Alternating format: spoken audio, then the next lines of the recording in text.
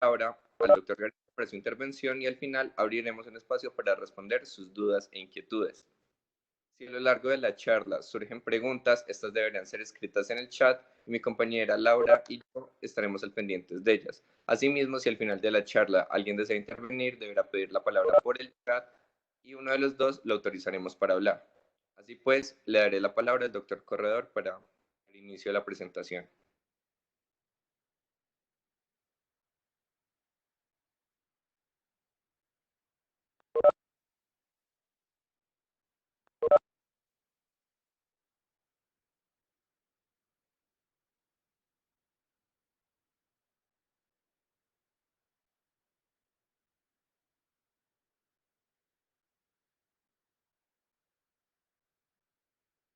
Hola, hola, buenos días, ¿se escucha? ¿Aló? Sí, doctor, se escucha. Listo, perfecto. Bueno, muchas gracias a la universidad, a la invitación. Un apoyo a Carlos Javier Zapata, también al doctor Duque, al doctor Ocampo, por abrir el espacio para compartir esta información que creo que hace relevancia en los momentos actuales que estamos viviendo para tener un poco más de visión sobre algunas otras situaciones que pueden presentarse asociadas a COVID-19. Bueno, entonces inicialmente cuando empezamos a escuchar sobre la pandemia, se sabía, se tenía claro que la manifestación es relacionada a síntomas respiratorios.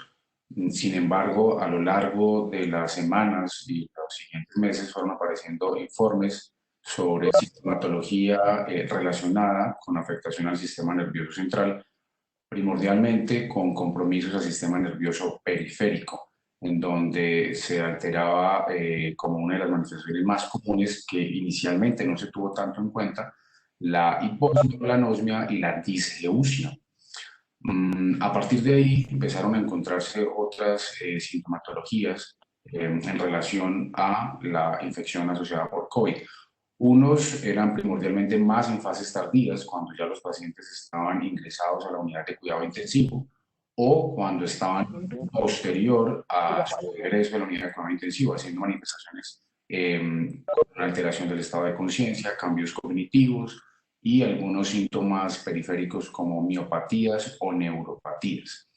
Todo esto empezó a ir generando pues, un interés y una preocupación desde distintos grupos de neurología a nivel mundial y en Colombia pues empezamos a tomar la información y desde la Asociación Colombiana de Neurología y otros colegas empezamos a discutir y hablar sobre la posibilidad de tener en cuenta que los síntomas neurológicos estaban tomando una importancia y relevancia en unos porcentajes muy altos, pero tenían que tenerse en consideración para hacer un enfoque de revisar los pacientes en los ingresos de los servicios de urgencias, saber cómo manejarlos, enfocarlos y de ayudar a mejorar las rutas, sobre todo para disminuir las infecciones cruzadas. Después de eso, entonces, se realizó una aproximación con el hospital.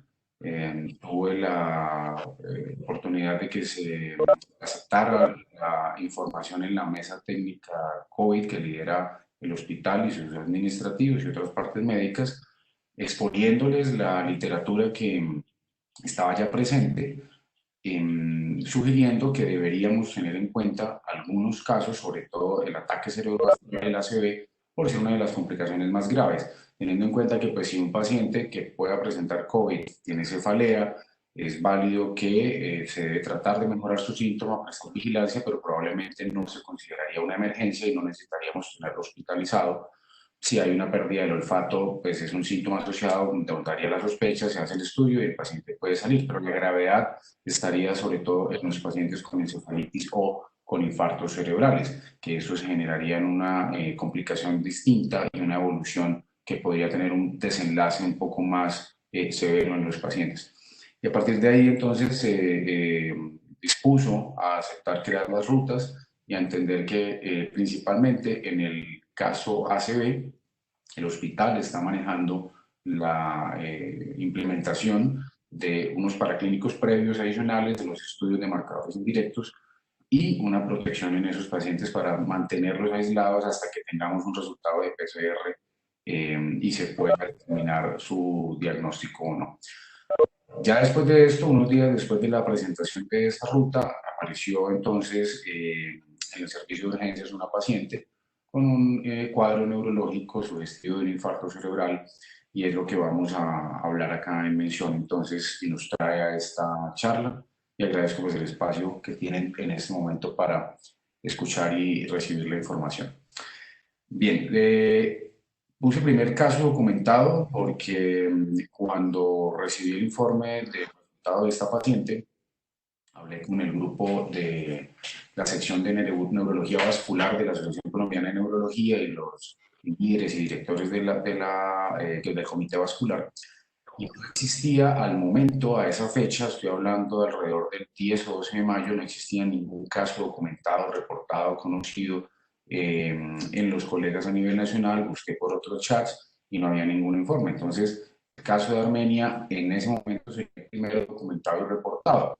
Después de ahí empezamos en esa búsqueda a encontrar más casos, ya otros colegas empezaron a tomar como relación y se fueron a buscar su información y encontraron que incluso unos días antes ya habían tenido unos diagnósticos de un caso en Bogotá, pero no lo habían considerado pues como para tener en una publicación. Pero ya hay otros casos, en este momento estamos reuniéndolos y hasta el final hablamos de eso. Entonces enfoquémonos en nuestra paciente que vamos a hablar acá. Primero el caso clínico, vamos a hacer un enfoque de qué es el virus, el SARS-CoV, cómo llega a COVID-19, qué sabemos de la afectación y los síntomas neurológicos. Hay una charla similar que yo ya hice en una presentación previa con unos estudiantes, de pronto algunos verán alguna información acá que de pronto reforzarán. La paciente, entonces, esta mujer ingresa al servicio de urgencias del Hospital San Juan de Dios, es una mujer de 79 años, que es natural y procedente del municipio de Finlandia.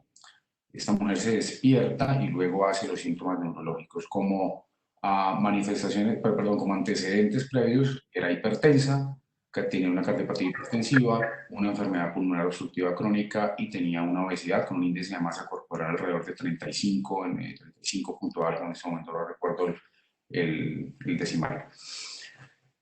Cuando la paciente llega al servicio de urgencia, les muestro esta diapositiva teniendo en cuenta lo que algunos ya saben que estamos implementando desde hace un tiempo que estoy en la institución, tratar de mejorar los tiempos de atención de los infartos cerebrales. La paciente inicia sus síntomas a las 7:30 de la mañana, ella se despierta previamente asintomática y hace un deterioro neurológico dado por pérdida de fuerza del hemicuerpo y una alteración en el lenguaje. Es llevada al hospital local en Finlandia y trasladada luego acá al servicio de urgencias en San Juan de Dios. Si vemos ahí, fue un lapso de aproximadamente 1 hora y 30 minutos, considerando que de Finlandia a Armenia uno puede generar un tiempo de desplazamiento alrededor de 15 minutos, y si va una ambulancia un poco rápida, pues podría de pronto gastarse 15 o 20 minutos de pronto el tiempo de llegada, si lo tomamos como un traslado de emergencia.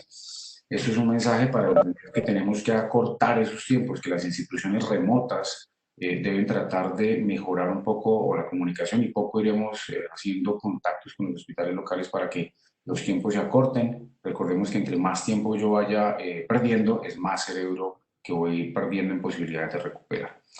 Ahora sí, los tiempos que se miden institucionalmente o cuando llega un paciente a la institución, nosotros determinamos los tiempos puerta desde que el paciente inicia su ingreso al servicio de urgencias, y ahí puerta relacionado con varios ítems. El objetivo es tratar de tener un tiempo puerta aguja. Aquí tenemos mención con aguja, es la aplicación o administración del trombolítico, el RTPA. Y el ideal es que haya un estándar a nivel mundial que la recomendación sea hacer ese procedimiento de puerta aguja por debajo de los 60 minutos. En el hospital hemos tenido casos con unas oportunidades muy buenas. Hemos tenido tiempo puerta aguja, que incluye varios pasos, apenas de 23 minutos. otros en promedio de 30, y algunos por algunas dificultades pues, del mismo proceso, a veces remisiones, informaciones, situaciones de que los médicos en urgencias tienen algunas rotaciones y cambios y no todos tienen el mismo entrenamiento, se demoran esos tiempos de información y retrasamos la atención. En ese momento esa paciente tuvo un tiempo puerta médico, que es atención al médico de urgencias, de 7 minutos. Luego fue trasladada, ya es el médico que está ahí, el doctor Vladimir Soto, quien fue que recibió a la paciente, tiene una adecuada formación sobre el manejo en agudo y sabe que el desplazamiento importante y rápido que tenía que hacer con el paciente. Puerta TAC se llevó a 13 minutos. Ahí estuvo en una falla la información en estos días por tema pandemia, ha habido un cuidado con de pronto los protocolos, los aislamientos, la protección con la paciente y ya esta paciente estaba en el momento en que ya se había implementado la realización de el código protegido, el código ACV protegido para evitar infecciones transmitidas por SARS-CoV.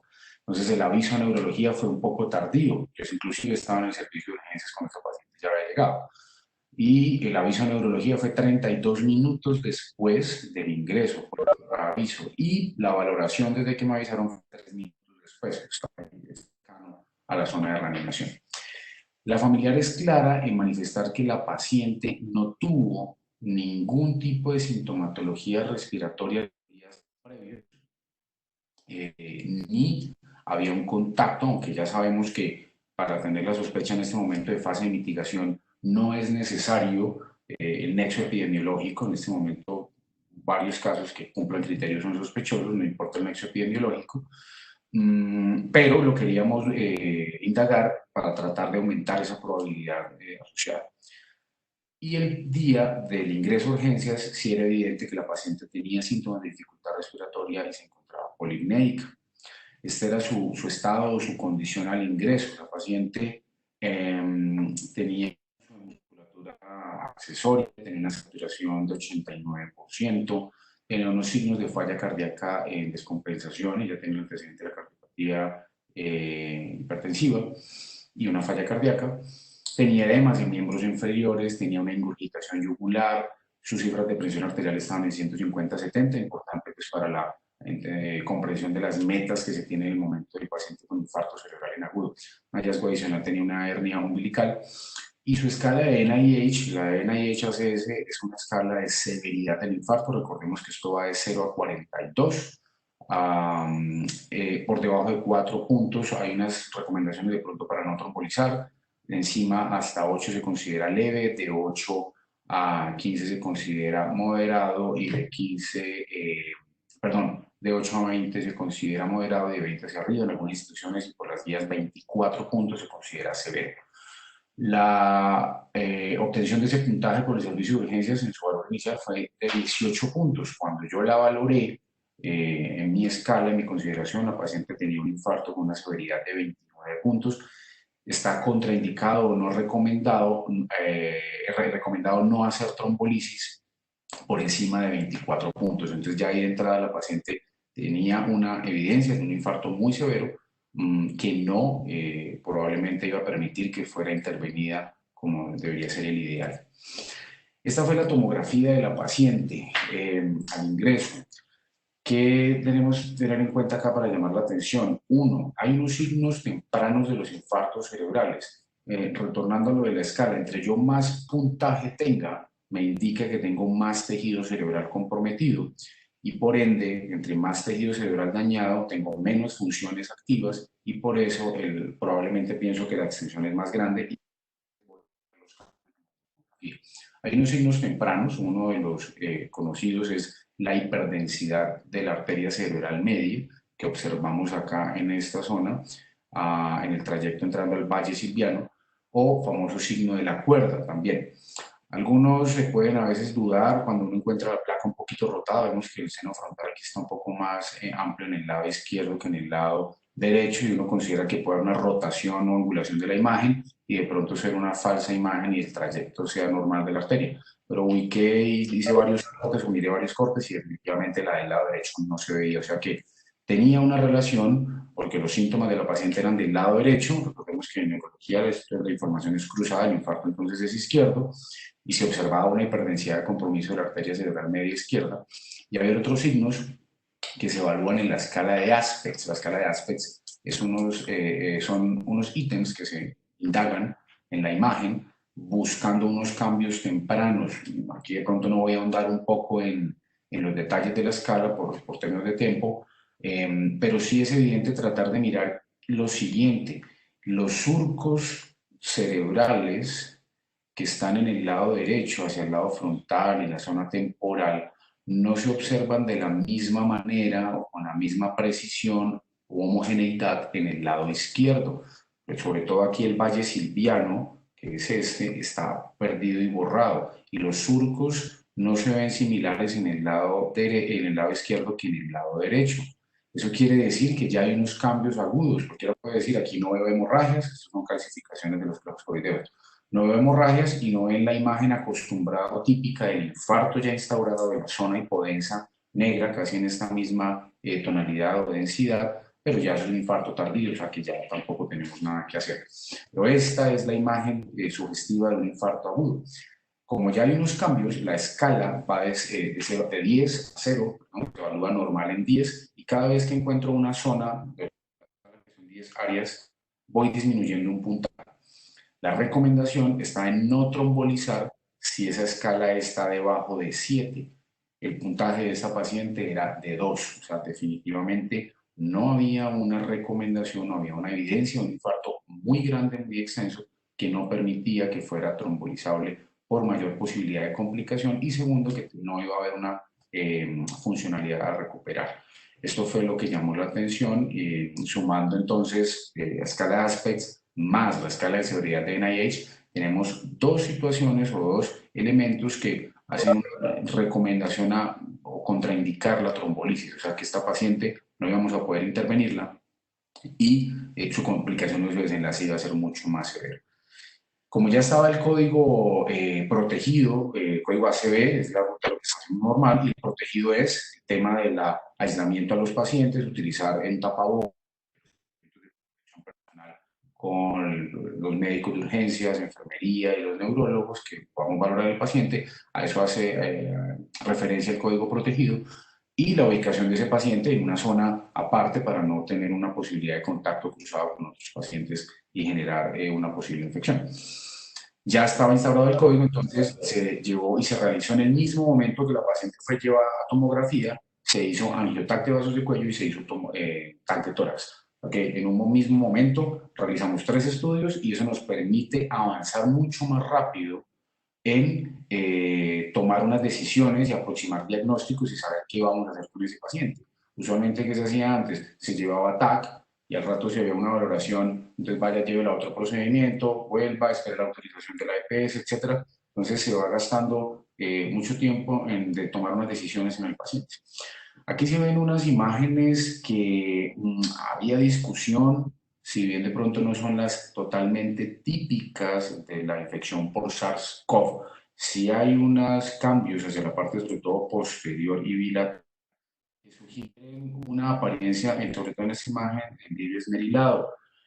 Teniendo en cuenta el antecedente de la paciente de una falla cardíaca, de POC, inicialmente la valoración, yo sugerí la imagen, la revisé con el neumólogo de la institución, se valoró con el servicio de urgencias, y se discutía que probablemente eran cambios asociados a su enfermedad pulmonar previa y a la cardiopatía hipertensiva y unos cambios crónicos que probablemente la paciente no tuviera un adecuado manejo de su falla cardíaca. Entonces quedó la duda, y inicialmente como aceptar que estos cambios fueran relacionados a SARS-CoV. Entonces quedaba la paciente en un espacio todavía de transición, digamos, en la ruta. Si los cambios me sugieren COVID, definitivamente pues se va a una zona de aislamiento COVID y está totalmente protegida y ya determinada la alta probabilidad por las imágenes. Pero cuando no tengo los cambios que se acepten, se va a una zona de espera en donde el hisopado se hizo, el hisopado faríngeo se realizó y se espera el resultado de la PCR para determinar si al final voy a liberar la protección a ese paciente, el aislamiento, o definitivamente sigue en esa línea de protección.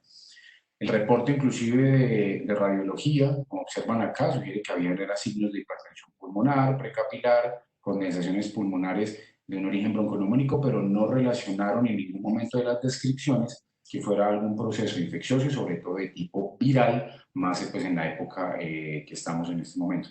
Entonces, por imágenes no se hizo la aproximación diagnóstica. Volviendo al infarto cerebral, ¿qué pasó al día siguiente, 6 de mayo? Recordemos que el NIH inicial de la paciente era 29 puntos, o sea, un infarto muy severo. Había unas imágenes que verían un infarto extenso que iba frontal, temporal y la parte parietal occipital. Y al otro día, en la imagen control que se hace siempre en protocolo de todos los pacientes, con unas 24 horas para mirar la evolución y tratar de tomar decisiones, pues vi una sorpresa en que, aunque se veía aquí levemente el trayecto todavía como hiperdenso de la cerebral media izquierda, la zona que debió haberse mostrado con infarto fue toda esta área frontal, temporal y parietal, pero no tenía evidencia de tener una zona isquémica.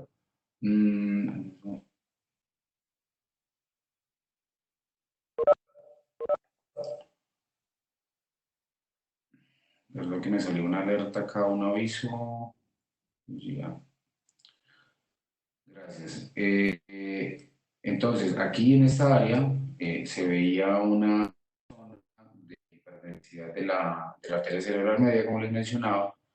Toda esta región debería haber estado con una hipodensidad, con una marcado negro, una imagen negra, sugiriendo el infarto. Lo único que relacionaba probablemente el infarto era este segmento, que es más hipodenso comparado con el otro, en la región temporal inferior. Pero entonces no había una evidencia de un infarto extenso y la paciente, su escala de severidad disminuyó 10 puntos. Es decir, que ¿qué pasó con esa paciente si no se trombolizó, si no se hizo el mecanismo de intervención de revascularización? ¿Cómo mejora? Una posibilidad es considerar que, recordemos que todos tenemos en la circulación anterior de la arteria cerebral media las ramas que van hacia atrás y de la arteria cerebral posterior las ramas que van hacia adelante terminan haciendo una unión en ramas terminales y una colateralidad. Perdón. Esas ramas colaterales son las que en su momento, si yo tengo obstrucción de la circulación anterior, las colaterales por circulación posterior me ayudan a perfundir un poco ese tejido cerebral. Es una posibilidad que se consideró en ese momento, es que la paciente tenía una perfusión por colaterales y estaba aún tolerando la isquemia por su propio mecanismo de reperfusión cerebral solo per se, y probablemente estaba ayudando a salvar la lesión extensa del infarto. Pero ya la hiperdensidad aquí se notaba un poco menor. Entonces, me quedaba la duda, aquí borro esto, me quedaba la duda si el infarto en realidad sí se había disminuido o no. Esperamos la evolución de esa paciente entonces. Al siguiente día, cuando ingreso a valorarla el 7 de mayo en la UCI, me tomo pues con la sorpresa que la paciente, y cuando la vi bien claramente el día anterior, hablándome, movilizándose, con una severidad mucho menor, al día siguiente la paciente estaba con una evidente falla ventilatoria severa, inclusive peor que el primer día, había disminuido los parámetros ventilatorios, tenía inclusive una PAF en gases arteriales que hicieron antes de la intubación de 89, 83, ahorita miramos el valor, y pues ya era evidente que la paciente estaba deteriorándose, que necesitaba un soporte ventilatorio y la iban a llevar a intubación.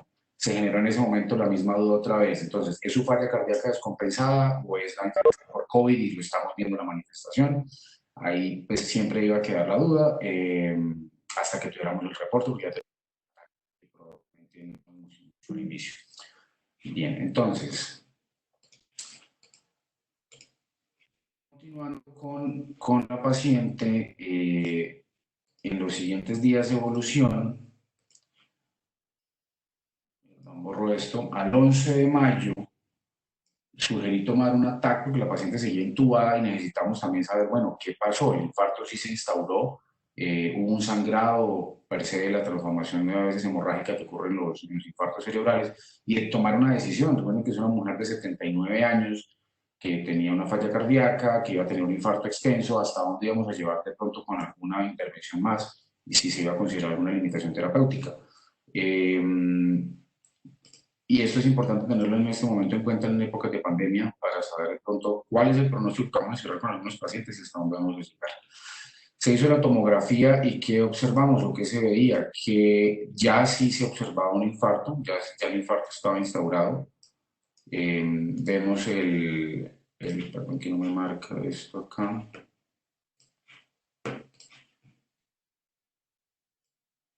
Ok, vemos el infarto aquí instaurado, la hipodensidad con una zona central hiperdensa que muestra transformación hemorrágica, o sea, el infarto sangró. Y el infarto se hizo mucho más evidente, fue en la zona frontoparietal, en la unión, aquí está el giro central, lóbulo frontal, lóbulo parietal, y ahí fue donde se instauró el infarto. Abajo no hubo tanto compromiso, ya que el lenguaje de la paciente, aunque iba a estar un poco comprometido su comprensión, porque aquí está la zona de Wernicke, de pronto íbamos a tener una capacidad de expresión de ella parcialmente pues, alterada. Este fue el infarto entonces, 6 días después. ¿Qué pasó? El fenómeno de reperfusión propio ayudó, la circulación colateral ayudó, la duda se resolvía con la angiotomografía, la angiotac de la paciente mostró las imágenes, tuvo un problema con la tomógrafo de la institución y no pudo obtener las imágenes finalmente con los archivos. Pero en las bifurcaciones de las carótidas, cuando se abre a las cerebrales medias, la cerebral media del lado derecho se veía cómo empezaban sus ramificaciones muy bien, y en el lado izquierdo se veía la amputación después de la porción M1, o sea, la zona distal donde ya empezaba a ramificarse la cerebral media en los siguientes troncos, ahí ya se veía disminuido el flujo, entonces probablemente el trombo que fue inicial considerado desde abajo, desde la zona M1, de pronto terminó siendo más arriba, probablemente por la circulación colateral que ayudó un poco. Y eso fue lo que pudimos determinar en ella. ¿Qué pasa después? Ya se recibe entonces el informe de Secretaría de Salud, me informan en la UCI que la paciente efectivamente tiene un resultado positivo para SARS, para infección por SARS-CoV y COVID-19 como manifestación de enfermedad. Entonces, que nos pusimos a revisar qué se hizo en revisión del caso en cuanto a los marcadores con esta paciente. Los estudios en causa, porque aquí entonces siempre entra la duda y en el mundo en este momento está la duda de el infarto entonces es debido a la infección por SARS, es por COVID, o son otros fenómenos adicionales, o la paciente ya por su hipertensión, por su falla cardíaca, esas son las causas comunes que ya sabemos antes de la pandemia que existían para hacer origen de infartos cerebrales, alguna oclusión de las carótidas, y probablemente estamos viendo es un fenómeno en relación en tiempo, pero que no es causalidad. Entonces miramos el ecocardiograma de la paciente, más allá de ver una aurícula en tamaño de 42 milímetros, que sí es grande, sugiere las dilataciones auriculares, probables eventos proarrítmicos, y siempre se busca fibrilación auricular como primera causa. Pero a pesar de una cardiopatía hipertensiva crónica y una falla cardíaca que hablaba de un edema pulmonar y una edema de miembros inferiores al ingreso y infección yugular, tenía una fracción de eyección del 64%. Entonces estaba aún en un corazón pues medianamente muy conservado, con unos signos de hipertensión pulmonar, una estenosis aórtica leve, pero no había ninguna otra normalidad importante sugestiva de que el origen del infarto fuera cardiopólico. Como ya hemos visto, las carótidas estaban bien, lo único era la oclusión a nivel distal, o sea que el origen tampoco fue de aterotrombosis. Se hizo, a pesar de todo, más allá de pensar en intervención, se hizo fue por un tema de búsqueda de la paciente, en el contexto más del caso académico, un holter buscando las arritmias por la dilatación auricular, y el ritmo fue similar durante todo el estudio y no reportaron ningún tipo de anormalidad menor, nada, ni siquiera alguna descarga previa, no hay ninguna anormalidad en el reporte del estudio, todo fue completamente normal con una variabilidad de frecuencia adecuada. Entonces, entra la duda, bueno, si no fue unas fuentes cardiopólicas conocidas o tromboembólicas, probablemente entonces estamos viendo que este paciente, como se reporta en la literatura, vamos a ver ahora, Probablemente la infección por SARS y toda su relación inmunológica hace que sea la causa del infarto. Esto es lo que vimos en paraclínicos de la paciente. No los puse cada uno en evoluciones de variabilidad, sino distintos elementos que se están encontrando como relacionados en marcación indirecta para la infección y que se asocian a un estado protrombótico. Ahorita hablaremos más adelante de eso, el doctor García nos explicará esa parte. La paciente el primer día, este valor no está acá anotado, pero el primer día llegó con unos leucocitos de 15.200. Un infarto cerebral per se no hace una leucocitosis. Entonces, y recordemos que a medida que aumentamos edad, el ver leucocitosis en un paciente adulto mayor es un poco menos frecuente, menos usual. A veces vemos infecciones con unos leucocitos, pues cuando no son sepsis severas, en 10.000, 11.000, 12.000, pero ya esta paciente tenía 15.000. Y el valor máximo de los leucocitos fueron de 30.000, con una disminución de los linfocitos hasta 463, que estamos en un rango de linfopenia. Hizo una anemia, hablarán algunos en cuanto a la parte cardiovascular previa crónica, que podría estar relacionado, también la estancia en la UCI, recordemos que genera disminución de los niveles de hemoglobina. Las plaquetas, aunque algunos reportes mundiales hablan de trombocitopenia, no fue tan severa, de hecho estuvo en límite, o sea que no había una evidencia de trombocitopenia. La PCR no estuvo tan alta, hay otros pacientes que tienen PCR muy elevadas. No tuvimos triglicéridos, fibrinógeno, que también se miden como marcadores indirectos, pero la ferritina sí estuvo elevada, un valor de 878. Se podría considerar que la falla cardíaca de la paciente, el EPOC, su estado de descompensación, puede generar alguna elevación de algunos de estos marcadores. Bueno, es válido, pero definitivamente la ferritina no se eleva en un proceso de una falla cardíaca descompensada. Estuve revisando e indagando con otros internistas y pues no es lo probable, eso no es lo que sucede. La LDH estuvo elevada a 306, las transaminasas que reportan alterarse en algunos pacientes no estuvieron alteradas, los tiempos de coagulación tampoco, pero el dímero D sí, era un dímero D que estuvo en 2.472. El dímero D tiene usualmente un valor mucho más importante cuando es negativo o es normal, porque tiene un alto valor predictivo negativo, o sea que si el resultado es normal, probablemente no tenga un fenómeno trombótico. Pero en estos pacientes estamos viendo que el dímero D sí se eleva y se elevan valores muy altos. Valores usualmente normales de sospecha son 500, 800, pero por encima de 1.000 los valores ya se empiezan a considerar como una alta probabilidad de un estado trombótico. Tenía 2.472. O sea que nuestra paciente sí definitivamente tenía una relación a que la infección, el proceso inflamatorio que se conoce por COVID, que al final vamos a ver pronto hacer las discusiones, era la causalidad. Bien, entonces con respecto a esto vamos a hablar de SARS y de la infección por COVID-19. Una introducción rápida de esto, el coronavirus que conocemos ahora, SARS-CoV-2, recordemos que el SARS-CoV anterior no se denomina como SARS-CoV-1, sino SARS-CoV, que fue la epidemia de 2010-2012. Es un virus que tiene un ARN monocatenario que está presente en humanos y algunos otros mamíferos que puede atacarnos. La mayor predilección o de zonas de infecciones, compromiso por el SARS-CoV, son en relación a pulmón. En segunda instancia, áreas gastrointestinales. Tercero, un compromiso hepático. Y en cuarta probabilidad, por la cantidad de receptores, a nivel del sistema nervioso central. Entonces es más evidente manifestaciones en otros órganos toracoabdominales que en los del sistema nervioso central, como ya hemos mencionado, no es lo principalmente frecuente.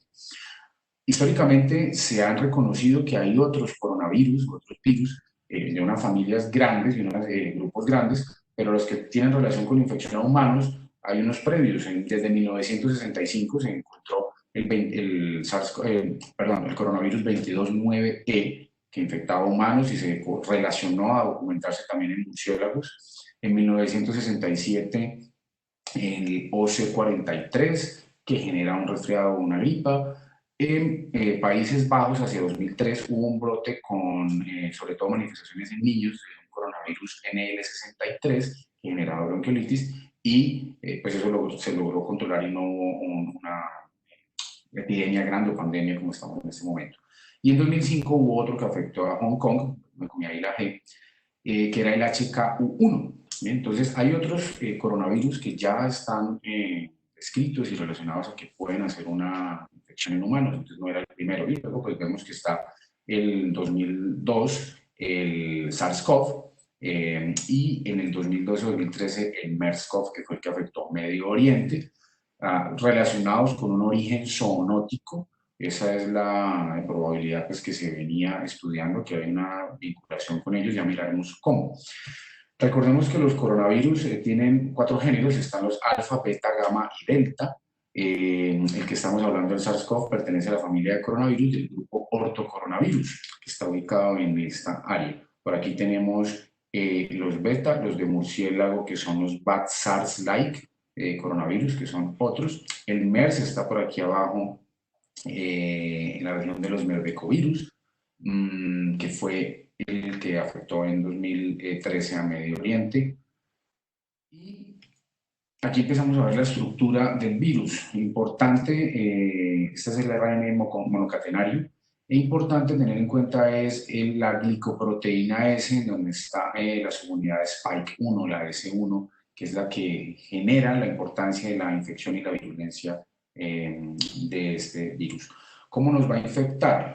Hay unos receptores que son los que permiten la entrada. Hay una similitud en el coronavirus NL63, el SARS-CoV-1, el inicial, el de 2002, y el SARS-CoV-2 actual, que es por entrada con el receptor de angiotensina. El receptor de angiotensina va a tener necesidad de utilizar un puente adicional, que es esta enzima, esta proteína de membrana, que es la TMPRSS2. Luego facilita que después de la unión del receptor de angiotensina, esta subunidad internalice al virión, al virus, y ahí ya empieza ya su proceso de liberación de cápside, se libera el RNA, se hace la replicación tanto del virus como de las partículas virales que van a permitir nuevamente crear los receptores, y a través del cuerpo de Golgi ya sabemos que genera la estructura de la membrana, vuelve y se encierra el virus, el RNA, y se libera otra vez. ¿Cómo lo estamos detectando o diagnosticando? Las pruebas que se empezaron a utilizar inicialmente fueron las PCR, empezaron a aparecer los antígenos, ya miramos, los anticuerpos, perdón, y ya miramos la importancia de cada uno y en qué momento utilizarse. ¿Cómo se hace la PCR? Principalmente al utilizar, se extrae el RNA, ese se purifica y por la enzima de la transcriptasa, el ARN se convierte en ADN, se generan unas aplicaciones de tintes o marcadores fluorescentes y se miran si los test van a generar una fluorescencia alta después de que pase el número de copias, cierto umbral de fluorescencia, pues se considera que el resultado es positivo. Pero si la carga o la cantidad de replicación de iones no es alta, va a ser un resultado negativo porque la fluorescencia no es importante. Y esto puede alterarse por la manipulación, la toma inadecuada, entonces eso puede afectar el resultado. Recordemos que la sensibilidad inicialmente estaba entre el 70-80%, algunos han ido ya cercanos al 90% de las pruebas de PCR, o sea que tenemos un rango de falsos negativos, o sea que cuando las pruebas a veces salen negativas inicialmente, pero tenemos un paciente muy sospechoso, yo creo que no debería descartarse inicialmente si las clínicas y la sintomatología nos sigue diciendo que el paciente está infectado. Debería repetirse, considerando la evolución que ya vamos a mirar los tiempos. Entonces hay un 10-30% en rango de posibles falsos negativos. La importancia de los anticuerpos es ver el momento en que lo voy a utilizar. Entonces aquí miramos esta gráfica mejor más adelante, ya les explico con otra. Y hubo un anuncio de la OMS que recomendaba que los test rápidos de anticuerpos solo fueran utilizados para ensayos clínicos. ¿Sí? Si es fuera de los ensayos clínicos, o sea, para diagnóstico, en este momento hospitalario no es la recomendación porque se pueden cometer unos errores en el diagnóstico. Entonces, miremos cómo es la evolución. Tenemos, en el momento de la infección, empieza a haber una carga viral, un aumento de la carga de viriones, y alrededor de los 5 días en promedio, aunque hay unos reportes, sobre todo desde China, empezaron a verse que los síntomas pueden aparecer hasta el día 20, no siempre se va a hacer desde el día 5 de la infección, vamos a ver una alta carga de viriones alrededor del día 14, disminuir, pero es casi un mes lo que puede demorar la presencia de desaparecer la carga de viriones. Obviamente, dependiendo de qué tanta carga de viremia, no todos vamos a estar con unas cargas de viremia altas, unos la tendrán un poco más bajas, pues probablemente desaparecerá un poco más rápido. Alrededor de la primera semana empieza a aumentar los niveles de IgM, que ya probablemente son detectables y es mucho más fácil alrededor del día 14 de asociar a la infección porque es donde está en el punto más alto. Y desde ahí en adelante empiezan a subir los niveles de IgG, que es un poco más fácil detectarlo después del día 21. Entonces, hay que considerar que si yo agarro a un paciente en los primeros días, en los primeros 7 días de sintomatología, puede que aún la IgM y la IgG no me sirvan porque pueden salir negativas. Siempre va a ser primordial en los primeros 14 días tomar idealmente la PCR. ¿Listo? Entonces, en los periodos de ventana, idealmente es PCR, en fase temprana PCR y máxima hasta IgM. Ya en una fase activa clara de la enfermedad, después de 2 semanas, cualquiera de las tres me pueden servir. Y al final, en la fase de recuperación, no tiene utilidad realizar PCR, IgM mucho menos, y solo serviría la IgG, donde consideraría pues, es que ya el paciente tuvo la infección y teóricamente ya hay una inmunidad, pero pues, eso todavía está un poco en tema de discusión. Se sabe que el origen de la infección apareció reportado en Wuhan. Estas son imágenes de la ubicación geográfica del mercado en donde pues, está la información que tenemos hasta ahora publicada, que ahí arrancó los contagios de infección en el primer artículo del New England. Hubo 27 pacientes de los reportes que se obtuvieron de Wuhan que estuvieron en relación con el mercado. Los primeros casos fueron 3 con los que empezaron a reportar y alertar al CDC y estaban en relación también con una cercanía al mercado de Wuhan. ¿Qué es importante ver? Que los mercados en Asia, es comúnmente conocido, no tienen una adecuada higiene de toda la manipulación de la cantidad de animales y otras especies que usualmente nosotros en nuestras latitudes no estamos acostumbrados a ingerir. Es una cultura oriental tener una alimentación con otros animales. Y la manipulación está bastante clara que no es adecuada. Por eso empieza la relación probable con la zoonosis. Entonces, los coronavirus se han detectado que están principalmente en murciélagos, pero ahí la relación con otras especies que se cruzan están con la palma de civeta y los camellos, por ejemplo, en donde se aproximan las infecciones que hubo por SARS-CoV en 2002 y la de MERS-CoV en 2012 en Medio Oriente. La relación es que la palma de civeta sí tiene un contacto con los humanos, un poco más que los murciélagos, y es más comúnmente utilizada la palma de civeta, ya veremos cómo, y pues el uso de los camellos también. Los camellos se comen en Medio Oriente, no es solo el tema de montarlos, utilizarlos como elemento de transporte, sino también se comen los camellos. Y pues ahí hay una infección al humano. Sabemos que en la estancia hospitalaria o previa, pues hay una infección comunitaria por contacto o la transmisión nosocomial al personal de asistencia en salud y a los mismos pacientes, que aquí es donde tenemos que tratar de frenar. Afuera de estas medidas, pues claramente son órdenes, en mi opinión, medidas de Estado gubernamentales, y creo que aquí todos tenemos que tratar de aportar de cómo disminuimos estas transmisiones detectando los pacientes más rápido. Esto es más evidencia de cómo se manipulan entonces los animales en estos mercados. Esta es la palma de civeta, miren que están en jaulas o enrejados que no tienen un adecuado aseo, inclusive unos al lado de otros, encima de otros, en donde sus mismas heces o orina pueden estar contaminando uno al otro en su pelaje o en su piel. Más evidencia de cómo están con una mala manipulación. Así que esa teoría de que fue el murciélago y que la sopa de murciélago probablemente no viene por ahí, sino por otro tipo de manipulación de animales que sí son más comunes. Y dentro de ellos está la palma de civeta.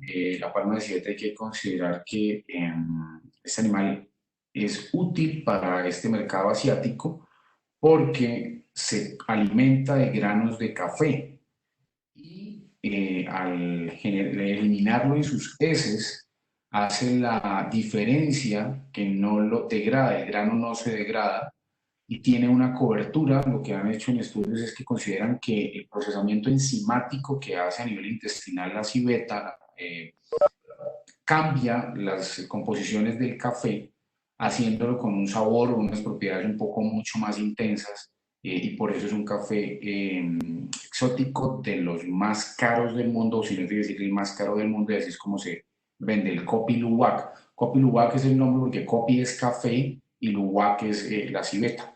Entonces ese es el café de civeta y tiene unos valores bastante llamativos. El kilo de café de civeta cuesta aproximadamente 900 euros y en Estados Unidos se pueden encontrar tazas de café alrededor de $90. O sea, en este momento estamos hablando de casi el dólar en 4.000, o sea, casi 300.000, 360.000 pesos por una taza de café. Entonces, es un poco exorbitante. Bien, la zoonosis del SARS-CoV. Entonces, se empezó a buscar si sí había una relación y efectivamente las publicaciones y los estudios mostraron que sí, en restaurantes aislaron en camareras y los clientes que tenían consumo con civetas la infección cruzada, tanto en las civetas que se utilizaron como en los empleados de los restaurantes y en los clientes. También en los mercados, utilizando mapaches y los humanos que trabajaban en esos mercados, también se aislaron y se encontraron que los coronavirus, el SARS-CoV, estaba presente en ellos. Se encontraron entonces en SARS-CoV-2 un análisis, ya pasando a SARS-CoV-2, se hicieron unos análisis nuevos de muestras en murciélagos, pangolines, que son otras especies de animales, son similares a los armadillos que conocemos acá, en su estructura, en su anatomía, y se buscó que la relación de secuenciación genética era un poco más cercana al pangolín que inclusive a los murciélagos o a las civetas.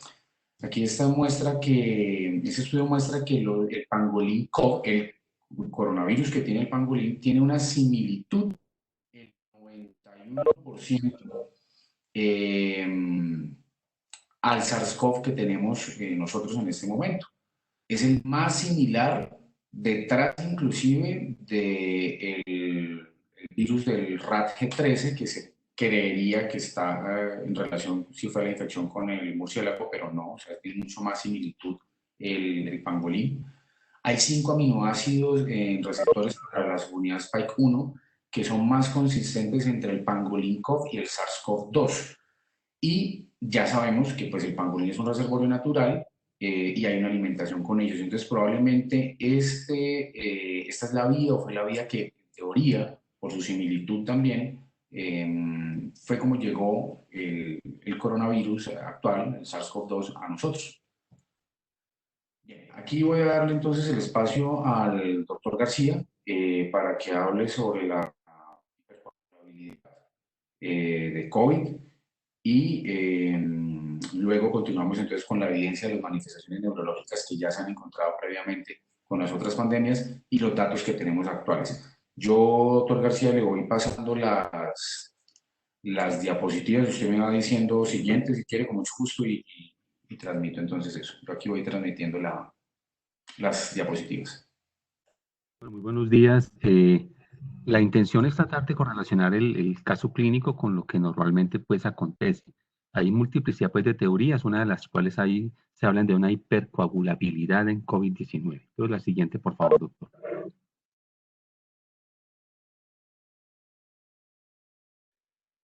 La patogénesis del COVID, la verdad, pues hay multiplicidad de estudios, pero va refiriendo como a 3 elementos grandes que ocurren alrededor de la constelación, podríamos decirlo, de presentación del COVID-2.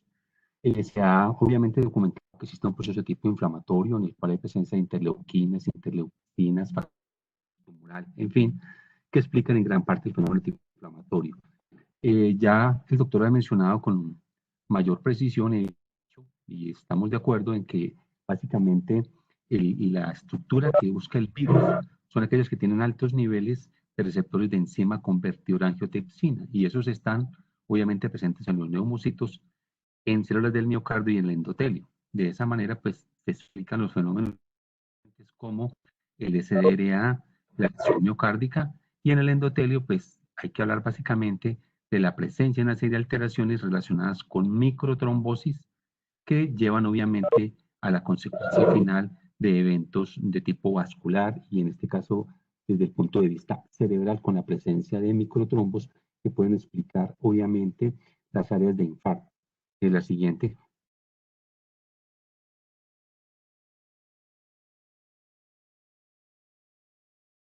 Ustedes recordarán que cuando hablábamos de la parte de la patogénesis de la formación del coágulo, pues teníamos en cuenta la actividad de Virchow, que sigue siendo obviamente importante. Aquí, ¿qué es lo que se ha visto? En las células endoteliales de SARS-CoV-2 se han evidenciado primero una respuesta inflamatoria sistémica, como mencionamos ahorita, y se ha visto también que hay una activación, como es conocido desde el punto de vista de la respuesta del huésped, una activación del complemento, y al parecer todo este tipo de estructuras conducen obviamente a un fenómeno tipo inflamatorio que va a promover de cierta manera estados de procoagulación. ¿La que sigue?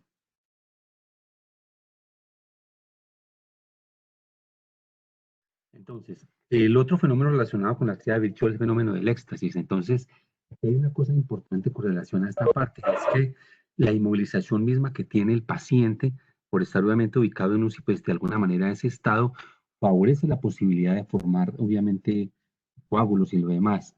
Pero aparte de eso, es importante mencionar que si analizamos con relación al paciente,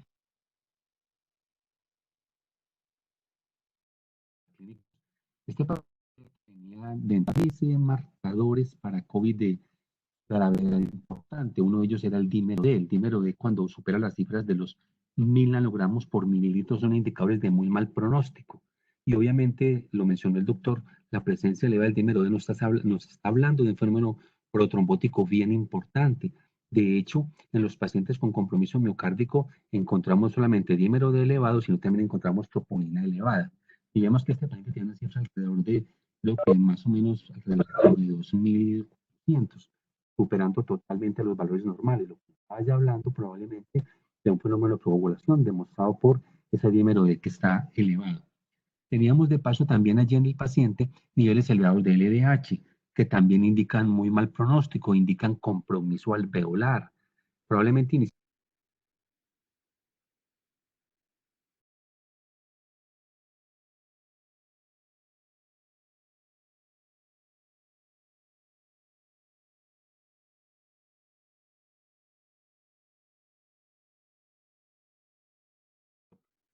ventilación mecánica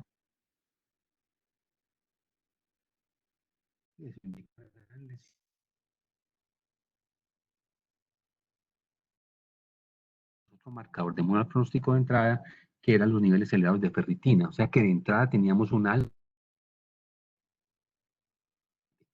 El estado hipercoagulable, pues como ahí aparece, hay una serie pues de factores protrombóticos que aparecen elevados en este tipo de pacientes. Y una cosa que llama mucho la atención, y es que al parecer en muchos de estos pacientes hay niveles en los cuales de hiperexplosividad importantísima que dan favorecen para la coagulación. Por otro lado, también aparecen la cantidad de partículas que con el tiempo va a ser incrementando de pausa. La que sigue.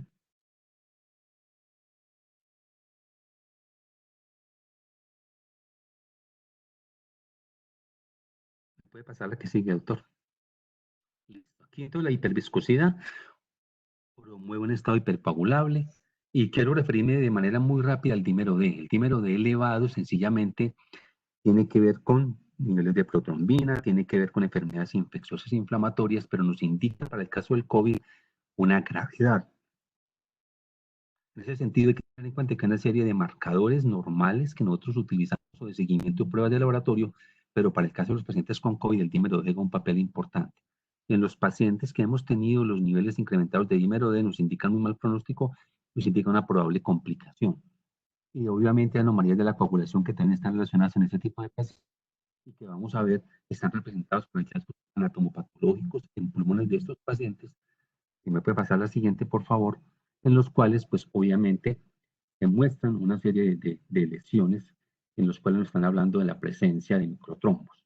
Entonces, uno pudiera decir que las manifestaciones de la alteración de la coagulabilidad de estos pacientes, entonces está por riesgo de trombosis, puede ser una embolía pulmonar, puede ser una cardiopatía isquémica por infartos, obviamente por obstrucción de arterias coronarias, una lesión renal y una enfermedad cerebrovascular. Hay un estudio que estuvo publicado por Yanni y colaboradores, donde se analizaron 710 pacientes infectados, de los cuales 52 entraron a UCI. Y dentro de las complicaciones que aparecieron en orden de frecuencia está obviamente el SRA, seguido de la falla renal aguda, lesión miocárdica y alteraciones neurológicas, o sea que no es una situación como tal que la podamos ver como anécdota desde ningún punto de vista. Recuerden que el análisis que nos mostró el doctor, para no extenderme demasiado, hicieron una serie de procesos en los cuales se descartaba que la paciente era una paciente.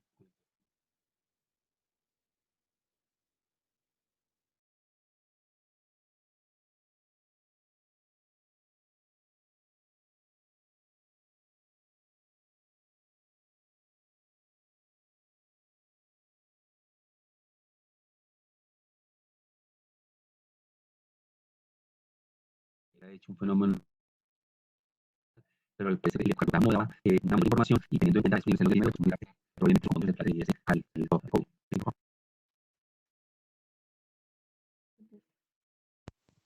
La que sigue, por favor, doctor.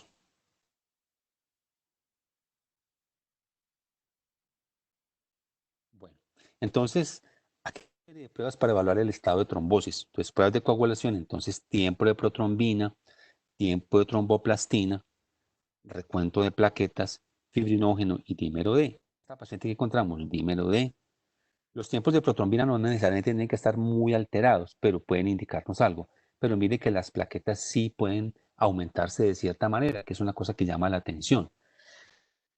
Y obviamente el fibrinógeno. Hay que recordar que esto puede estar relacionado con la tormenta de citoquinas. Es decir, el paciente puede venir, recuerde que por ahí 5 o 7 días hay una tormenta de citoquinas que se va obviamente con todo este tipo de alteraciones, con incremento del dímero D, alteración en las plaquetas, con tiempos de coagulación, con incremento de leucocitos. Probablemente pudiésemos haber estado en ese tiempo cual esta paciente hizo una tormenta de citoquinas inicialmente, que luego se perpetuó un poco más y nos llevó al traste a la necesidad de requerir la ventilación mecánica. La que siga, por favor, doctor. Estos son los hallazgos que se han tenido obviamente en la patología pulmonar de individuos que murieron. Lesión endotelial severa, endoteliasis, trombosis generalizada con microangiopatía, microtrombos en capilares alveolares y aumento de angiogénesis. Esto se compararon las necropsias hechas en pacientes que habían fallecido por ébola, por H1N1 y por COVID. Entonces, la diferencia grande que se encontró era este tipo de lesiones que no se veían tan frecuentemente en ese tipo de pacientes. Por eso, los pacientes con H1 y con ébola que iban a SDRA, realmente la complicación más frecuente, valga la redundancia, era el compromiso ventilatorio, no tanto el compromiso desde el punto de vista vascular, como sí se logra en este caso, por lo que acabamos de ver, por la tendencia que hay obviamente a formar patología generada en este tipo de pacientes. ¿La que sigue, doctor?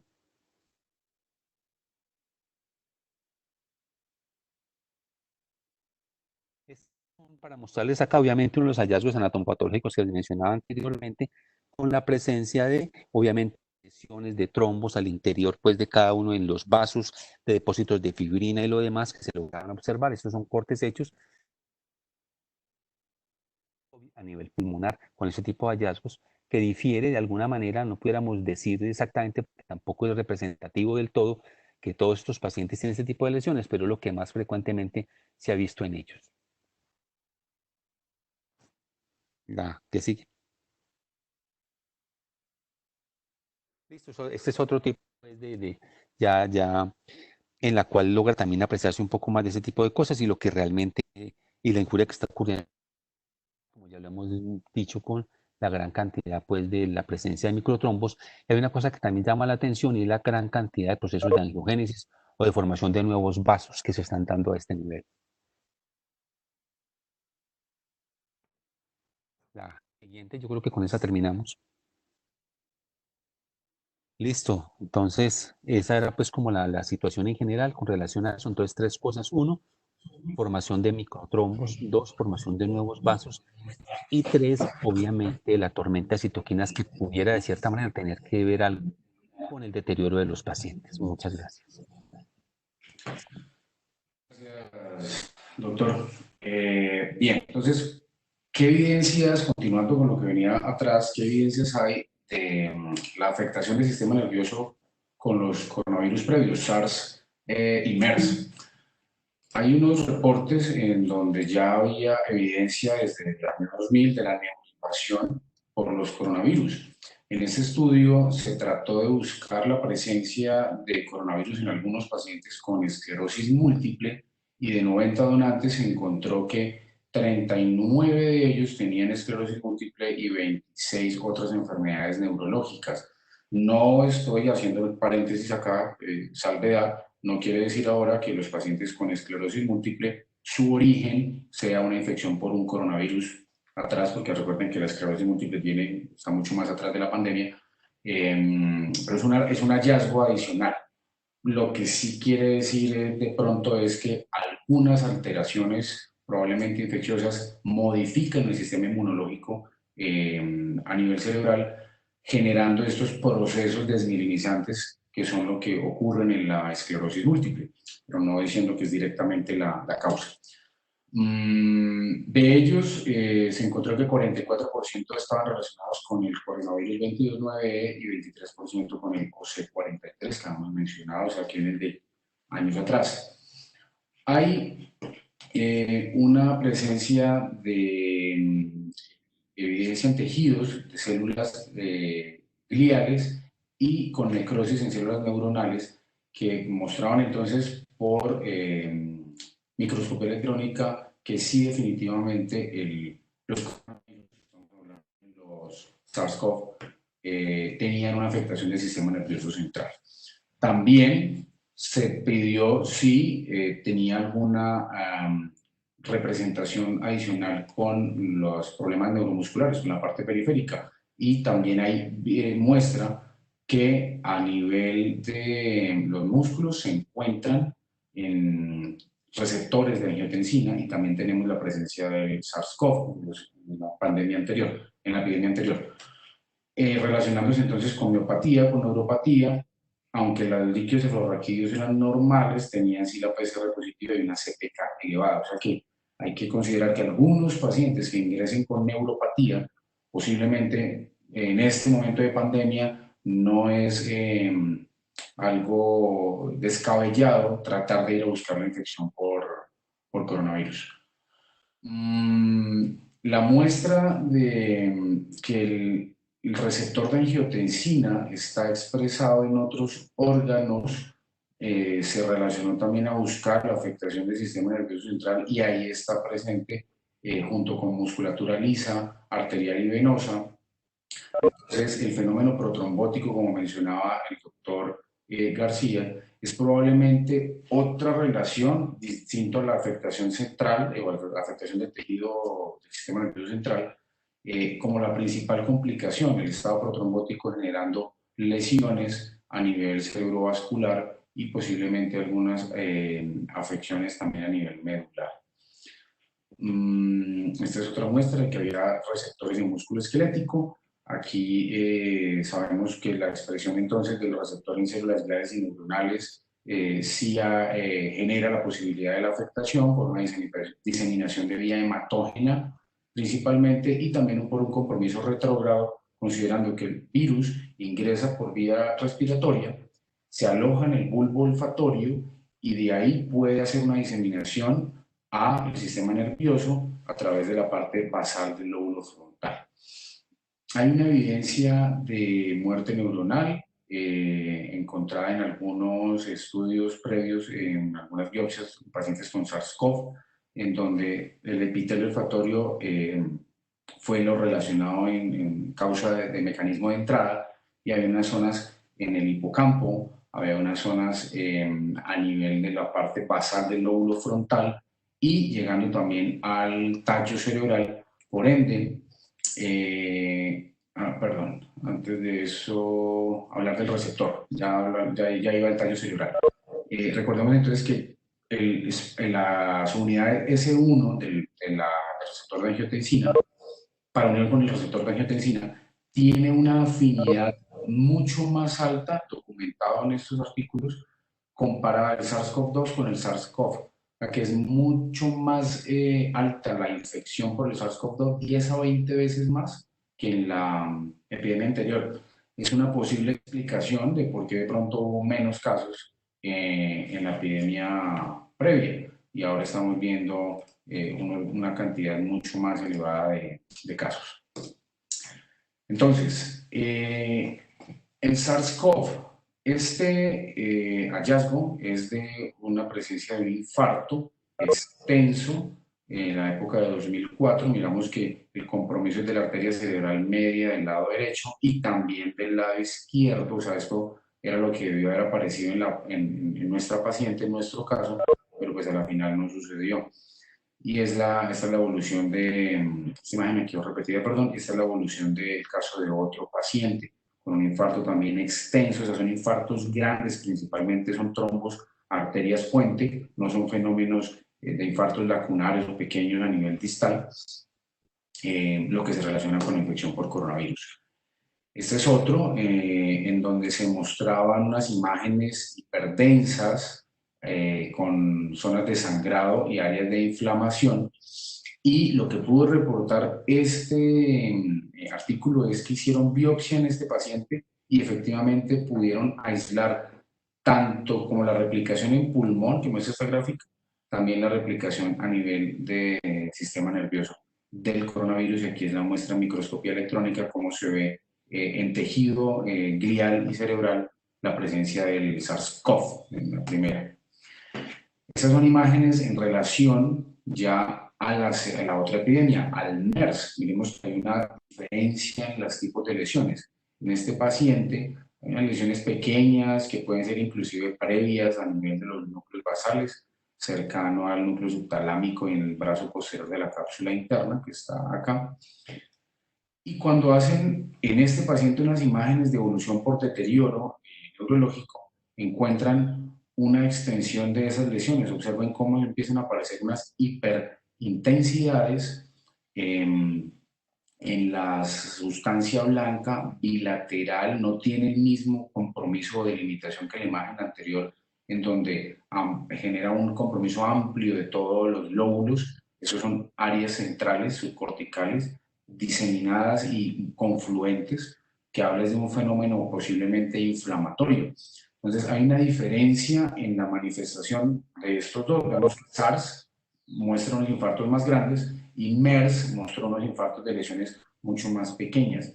No así queriendo decir que son los mecanismos distintos, sino que la presentación de la afectación cerebrovascular puede tener distintas versiones. Este es otro paciente que ingresa con alteraciones también neurológicas y alteraciones sobre todo comportamentales, como estado de encefalopatía. Y miren la distribución, lo mismo, de la afectación es principalmente en la central subcortical, no es el estado trombótico de un infarto. O sea que posiblemente este fenómeno también es inflamatorio, con una afectación directa al tejido cerebral por el virus, ya no por un fenómeno de oclusión y un infarto cerebrovascular. Y este es otro paciente que tiene unos cambios mucho más sutiles, mucho más pequeños. Si ustedes observan, hay un brillo aquí arriba, en la delante de la cabeza del núcleo caudado, unas hiperintensidades. Las ínsulas tienen un brillo aquí en este borde del ribete insular, y la sustancia blanca hacia la parte posterior de los ventrículos laterales también muestra una hiperintensidad. Entonces, el fenómeno tiene distintas manifestaciones en la inflamación, la forma de presentación. Este es otro relacionado también en 2014 de la afectación por MERS, un paciente que ingresó con sintomatología respiratoria que empeora y tiene esta manifestación de deterioro neurológico con un infarto cerebrovascular hemorrágico, con una compresión importante del sistema ventricular, una herniación y una desviación de la vena media. Entonces, la duda de si el compromiso respiratorio y la falla severa del paciente es por una afectación central puede ser permitido. Hay estudios en murinos, fuera de lo previo que ya ha mencionado, que la diseminación que hace el SARS-CoV, no el SARS-CoV-2, estaba encontrado en tallo cerebral, en tálamo y principalmente el tracto solitario y el núcleo ambiguo. El núcleo ambiguo tiene una relevancia con el uso de los nervios craneales, el accesorio y el vago, que tienen inervación a la musculatura respiratoria.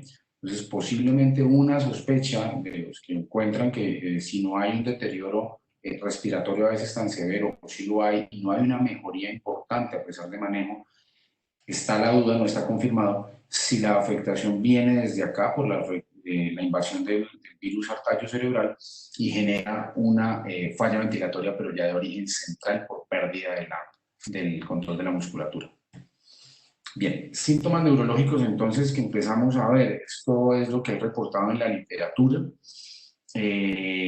La primera serie se mostró en pacientes de Wuhan con 214 pacientes, de los cuales ellos clasificaron en severos y no severos. Los severos eran 41% de ellos y 58% eran no severos. Encontraron de este grupo de pacientes que había manifestaciones neurológicas hasta en el 34% de los casos, clasificadas así, en sistema nervioso central y sistema nervioso periférico.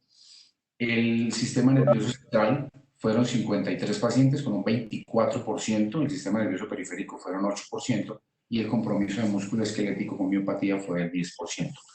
Lo importante aquí fue entender que ellos observaron, o resaltar que ellos observaron que incluso 1 a 2 días antes del ingreso a la institución, los síntomas neurológicos habían aparecido y no había sintomatología respiratoria. O sea, el deterioro respiratorio vino después. Y en los pacientes, ya clasificándolos entre severos y no severos, la afectación de síntomas neurológicos fue mucho más frecuente sí en los casos severos, que fueron el 45% de los casos. Es lo que permite considerar con estos informes que los síntomas neurológicos, relevancia con el ACV, aunque es mucho más frecuente, la cefalea, la hiposmia, la alteración de conciencia, pueden presentarse en fases tempranas antes de los síntomas respiratorios y se relaciona la presencia de síntomas neurológicos con que los pacientes van a ser más severos y van a tener mayor deterioro de la infección por COVID. Este otro grupo de pacientes es una serie de Estrasburgo, en Francia, pacientes, 58 casos que dividieron en síntomas que se presentaron antes de ingresar a la UCI, antes de tener sedación, y síntomas que fueron después de haber ingresado a UCI y por sedación. Es más evidente el 67% de los casos que fueron los síntomas neurológicos ahí. Consideremos también que un paciente con síndrome post-UCI probablemente va a tener síntomas neurológicos por el efecto de la sedación y la estancia prolongada, per se ya puede facilitar sintomatología neurológica. ¿Qué encontraron en ellos? Inclusive 84% de los casos tenían manifestaciones neurológicas de esos 58, divididos así: agitación, en ellos ya se fueron por afectaciones más cognitivas, agitación y alteraciones del estado de conciencia, 69%. Signos corticoespinales, que los dividían en clonus y Babinski, signos piramidales, 67% de los casos. O sea, me está manifestando que el paciente tiene una afectación de la vía piramidal del sistema nervioso central. Y síndromes disejecutivos en un 36% de los pacientes. En este caso, en esta serie de casos se hicieron estudios, resonancias cerebrales, solo a 13 pacientes, en donde encontraron que el 62% de ellos tenían real serotoninio, o sea, que habla de un proceso inflamatorio encefálico, pero no genera una definición de qué puede estar afectando directamente. El 100% de ellos, de 11 pacientes, tenían alteraciones en la perfusión. Alteraciones en la perfusión en resonancia quiere decir que tengo un proceso inflamatorio usualmente más de origen vascular, el fenómeno trombótico está ahí relacionado, y en 23% de los casos que llevaron a resonancia había infartos cerebrales, habían ACVs. Ellos hicieron una prueba de evaluar el líquido cefalorraquídeo en 7 casos y encontraron que ninguno tenía cambios en los leucocitos, solo uno de ellos tenía las proteínas elevadas, pero la PCR para SARS-CoV-2 fue totalmente negativa en todos los casos, 100% de ellos. Una probabilidad de esto es que la prueba no está estandarizada para realizarse en líquido esfalorraquídeo, la prueba está estandarizada para realizarse en tejido de secreciones nasales y vías respiratorias. Entonces, una falla, el no detectarse positiva, se considera que puede ser esto, aunque puede ser también que simplemente no haya en estos casos una manifestación de daño directo en el sistema nervioso central. Con esto se puede mirar que los síntomas no solo se van a neurológicos, no solo se van a presentar desde después de que el paciente esté en la UCI, sino que incluso lo puedo encontrar desde antes de que el paciente haya ingresado a UCI, las manifestaciones neurológicas vienen antes de que el respiratorio. Este otro grupo de pacientes, este es otro grupo de estudios, perdón, fue un análisis variado, un pool de análisis de 6 casos, de 6 estudios, que se enfocaron en mirar la enfermedad cerebrovascular principalmente en los casos severos y en los casos no severos. Importante aquí mirar es que aunque hay unos datos bajos, también hay unos porcentajes que llegan inclusive, miren, por encima del 10% al 22% de manifestaciones de ACV en los pacientes con COVID-19. En los no severos sí es mucho menor esos porcentajes, llegando máximo al 6%. Entonces, ¿qué saca de información estos datos? Y si yo tengo un paciente que me debuta con un infarto cerebral y probablemente ya viene con sintomatología sugestiva de COVID o la va a desarrollar después, los pacientes con infarto cerebral tienen una posibilidad de 2.5 veces más de ser más severa su enfermedad de COVID en el transcurso que los pacientes que no tienen enfermedad cerebrovascular. O sea que un paciente COVID que hace ACV probablemente va a ver mucho más mal. Un paciente COVID que no hace ACV o que no debutó con ACV, de pronto es el que va a tener un mejor desenlace. Estos síntomas fueron reportados en un documento que sacó la Sociedad Española de Neurología, y este grupo de pacientes es de Madrid. Ellos hacen 2 tablas en el documento. Esos son 98 casos que tenían en Madrid, encontrando, miren, que la alteración del estado de conciencia, simplemente la confusión, hasta en el 28% de los casos estaba presente. Infartos cerebrales de esa serie de casos en el 22%, o sea, es un número alto, 22%. Anosmia y hiposmia, que ya estaba conocida, 19%, cefalea, 14%, crisis convulsivas y otro tipo de sintomatología ya empiezan a disminuir por debajo del 10%. Y en una serie de casos que ellos reportan adicionales en un análisis de distintos grupos, vieron que el promedio de manifestaciones de, por ejemplo, mialgias era el síntoma más común, 27%, cefalea 12%, muy similar a lo que ellos reportaron en los casos de Madrid, 14%, mareo o sensación vertiginosa 9%, muy parecido a los otros síntomas en los otros artículos, y estado de confusión en 9%, sí muy diferente a lo que reportaron ellos, 28% tenían en Madrid. Entonces, la sintomatología neurológica, encontrando que la alteración del estado de conciencia, los infartos cerebrales, la hiposmia, probablemente relacionado con cefalea, y las mialgias, son números grandes, 27, números del 14 al 28%, que en este momento en el ingreso de un paciente en urgencias me pueden sugerir que puedo tenerlo, la infección por COVID, y esa es mi primera manifestación, no necesariamente síntomas respiratorios. O sea que sugeriría esto hacer una modificación, que fue lo que ya se hizo y logramos hacer, de los códigos ACV o de las rutas de atención, y estudiar los pacientes de entrada con TAC de tórax para hacer un filtro de sus imágenes y aumentar la probabilidad, y definitivamente hacer una PCR. Y hasta obtener el resultado, poder determinarlo si definitivamente no lo es, o este paciente sí es COVID positivo, pero no arrancó o no debutó con los síntomas respiratorios, sino con síntomas neurológicos. Pues los casos severos, ¿qué vamos a ver? Marcadores inflamatorios como leucocitosis con neutrofilia pero linfopenia, trombocitopenia y PCR elevada, dímero elevado, la LDH y transaminasas, elevación de nitrogenados y marcadores de injuria muscular como la CPK elevada. Eso es lo que se encontró en común en los pacientes severos y que tenían afectación neurológica. Esta tabla es para mostrar entonces las dudas que empezaron a sugerir como les manifestaba al inicio con unos casos. ¿Será que los pacientes entonces están haciendo infartos es per se, porque tienen ya hipertensión, diabetes, falla cardíaca, tienen 70, 80 años, obesidad, fueron fumadores. Entonces, esos son los factores que están llevando a los pacientes a hacer infartos y la infección por COVID no tiene nada que ver.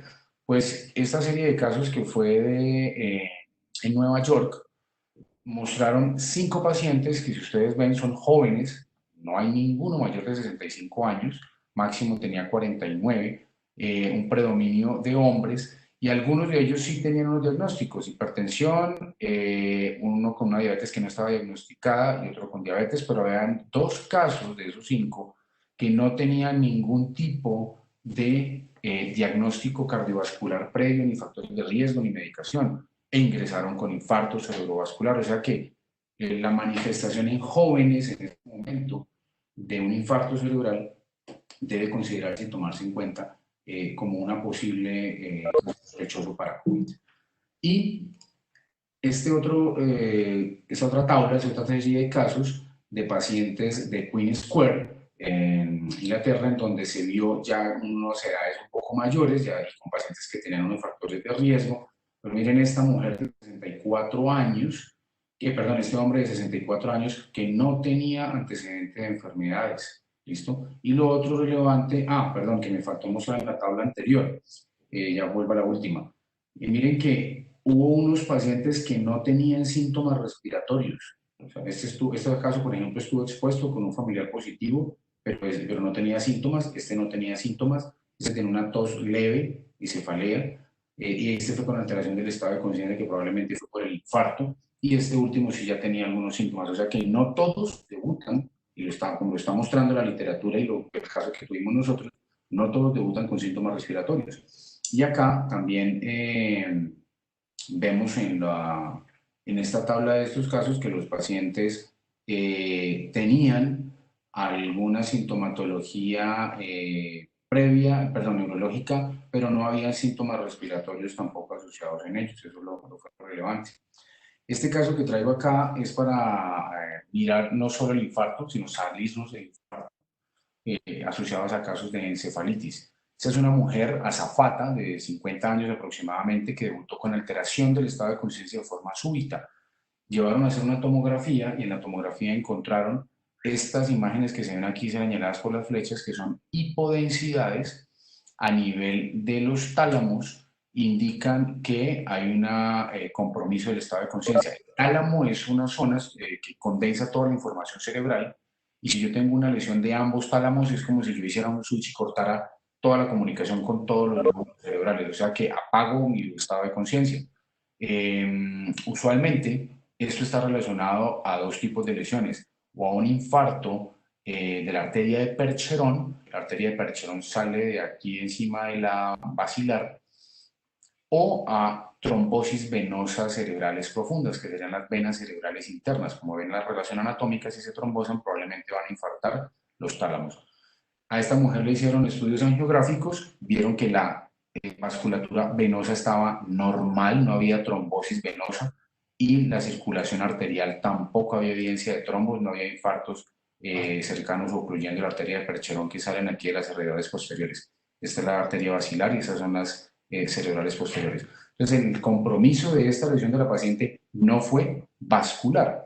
Hicieron una resonancia cerebral y esto fue lo que encontraron. Miren, de la lesión pequeña que había, existía esta inflamación severa de toda la zona talámica y subtalámica, con afectación de la cápsula interna, unas hiperintensidades que se veían en los hipocampos.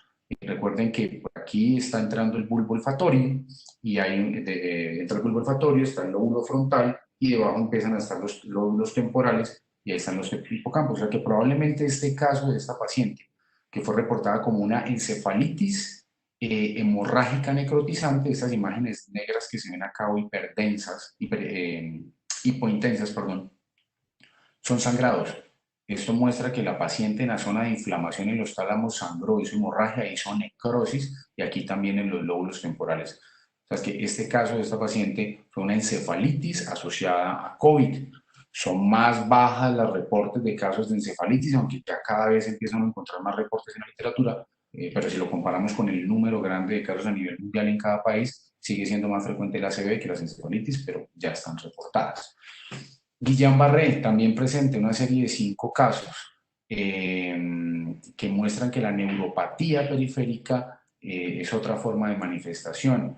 Los pacientes, empezamos acá a ver que los síntomas los presentaron, los síntomas neurológicos, alrededor de 7 a 10 días, una semana después de tener síntomas respiratorios. Entonces, ¿esto qué quiere decir? El Guillain-Barré, recordemos que usualmente es una manifestación neurológica periférica de un proceso infeccioso que viene atrás. Antes de pandemia, sabemos que había otras infecciones gastrointestinales, principalmente por Campylobacter jejuni, o infecciones respiratorias y neumonías por algunos virus de influenza también, que se manifestaban después con días después, usualmente 2 semanas, con un Guillain-Barré. ¿Qué nos está mostrando esta tabla? Que es posible sospechar entonces que en este momento de pandemia, si a mí me ingresa un paciente con clínica sugestiva de un Guillain-Barré, yo debo en este momento descartar una posible infección por COVID-19 y entendiendo el momento de la sintomatología. Miren que van a aparecer síntomas respiratorios o puede que no aparezcan y hacer el diagnóstico. Esta última imagen es un estudio de necropsias que se hicieron en Alemania. Hay una presencia de 8 casos de los 22 que reportaron, 32% encontraron en tejido cerebral.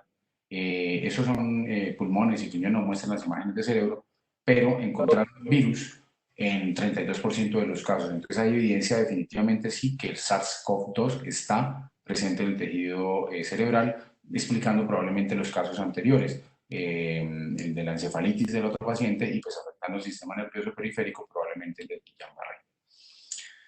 En cuanto a tratamiento, hay varias discusiones, pues sabemos ahorita que hay una discusión con un artículo sobre el uso de la hidroxicloroquina, que recomendaban y sugerían no hacerlo. Ahora hay una retracción de Lancet, la revista de Lancet Neurology, Lancet, solicitando que de pronto se retire el artículo porque van a revisar porque la información tiene algunos vicios de pronto.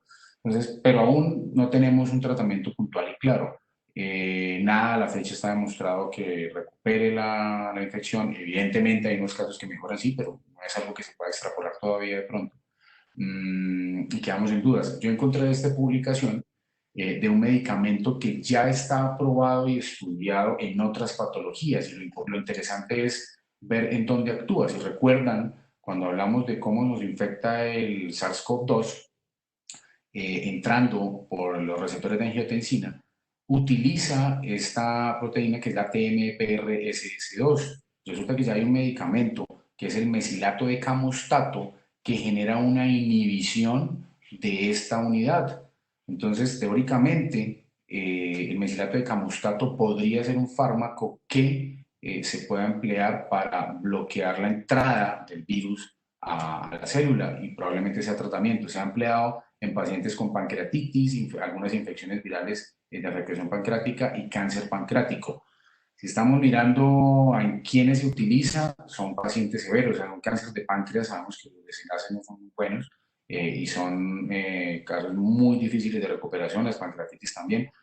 Entonces, de pronto, considerar utilizarlo también puede tener unas precauciones porque los efectos secundarios deben ser bastante importantes, entonces, que a veces va a ser más útil si la cura o la enfermedad, entonces el medicamento tendrá que evaluarse con cautela, pero no he visto reportes o artículos que muestren no he visto reportes o artículos que muestren la evidencia de uso de este medicamento. Sí se probó en pacientes con SARS-CoV, pero no tenemos los reportes. Entonces, ¿yo qué puedo concluir acá con esta presentación? Que definitivamente hay síntomas neurológicos que permiten que pueda haber una sospecha de infección por SARS-CoV y que pues vaya a ser presente en COVID-19, que el infarto cerebral es una complicación que requiere el mismo tratamiento, no va a cambiar en este momento, tenemos que tratarlo igual, que también hay pacientes jóvenes sin factores de riesgo, que si yo encuentro síntomas neurológicos, sobre todo como ACV, debo sospecharlo. Las alteraciones del estado de conciencia sin otra causa, entendiendo que yo haga un pool de estudios y causas para mirar por qué el paciente tiene una alteración del estado de conciencia, si no encuentro una razón, posiblemente en este momento tendría que empezar a sospechar al paciente.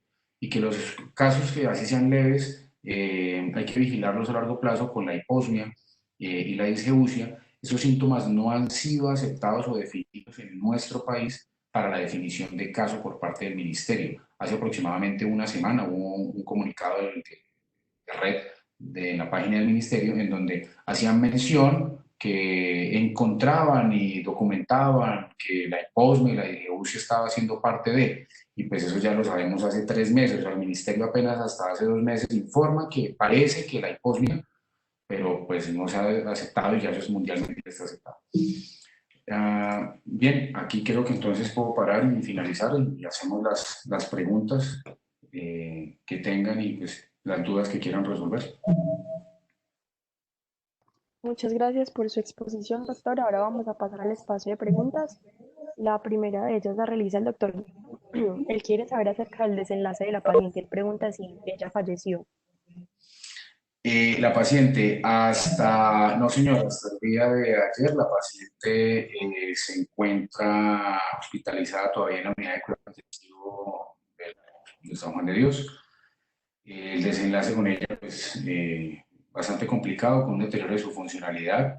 Tiene una traqueostomía, tiene una gastrostomía. Ya su proceso de infección pues está resuelto, otras complicaciones están resueltas también.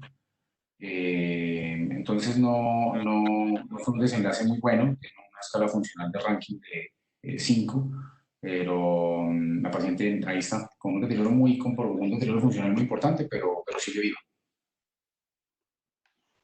Bueno, la doctora Ana Rosero pregunta, ¿cómo puedo afirmar que una persona fallece por un infarto del corazón y no por un infarto del COVID? Por un infarto de corazón y no por un infarto por COVID.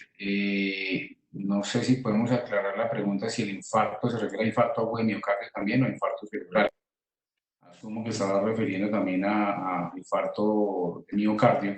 Pues el mecanismo de acción, de muerte es el infarto agudo de miocardio. La etiología o el origen del infarto es lo que ya entra en discusión.